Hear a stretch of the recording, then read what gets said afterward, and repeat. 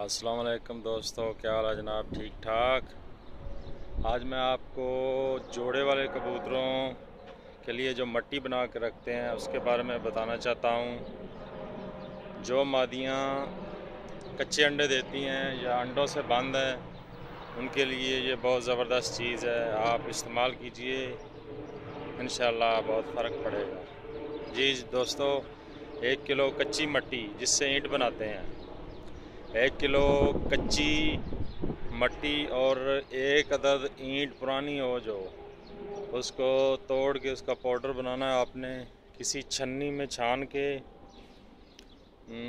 साफ़ करके उस मट्टी में जो है मिक्स करना है। इसके बाद जनाब आपने क्या करना है जी, देसी अंडों का छिलका छोटा छोटा बारीक करके वो इसमें जो है मिक्स करना है।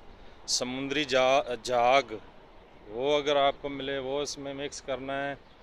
इसके अलावा 2-3 चम्मच अजवाइन और काला नमक वो भी 3-4 चम्मच डाल दें।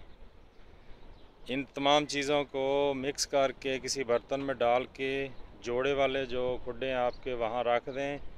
इंशाल्लाह बहुत शौक़ से आपके जोड़े जो हैं ये मट्टी खाएंगे। ये चीज़ें बहुत शौक़ से खाते हैं।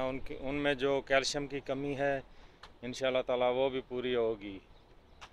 जो मादियाँ अंडे कच्चे देती हैं वो कैल्शियम की कमी की वजह से ऐसा होता है, या अंडों से बंद हैं, वो चर्बी आ जाती है जिसकी वजह से जो है अंडे नहीं देती। उसके लिए अलग मेडिसन है। बहरहाल आप ये जो मैं आपको चीज़ें बताई हैं ये इस पर अमल कीजिए, इस्तेमाल कीजिए। ये चीज़ें इस्तेमाल कीजिए, बहुत काम की चीज़ें हैं।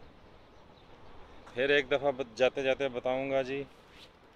1 किलो मट्टी साफ़ हो जो, 1 अदद पुरानी ईंट उसको तोड़ के उसका पाउडर बनाएं, इसमें मिक्स करें, छन्नी में छान के साफ़ करना है पहले ताकि मोटी मोटी जो मट्टी है निकल जाए। 2-3 चम्मच जो है इसमें अजवाइन और छोटे चम्मच जो है और काला नमक 2-3 चम्मच डाल दें। समुद्री झाग मिले तो वो भी इसमें मिक्स करें। इससे जो है बहुत फ़ायदा मिलेगा। आपकी जो मादियों में जो कैल्शियम की कमी है वो पूरी होगी। ये चीज़ें मिक्स करके दीजिए, किसी बर्तन में डाल के रख दें, खुद बहुत ही वो दाना छोड़ के इंशाल्लाह इसको इन चीज़ों को खाएंगे। जी दोस्तों, इसके साथ ही इजाज़त चाहूँगा। अल्लाह हाफ़िज़।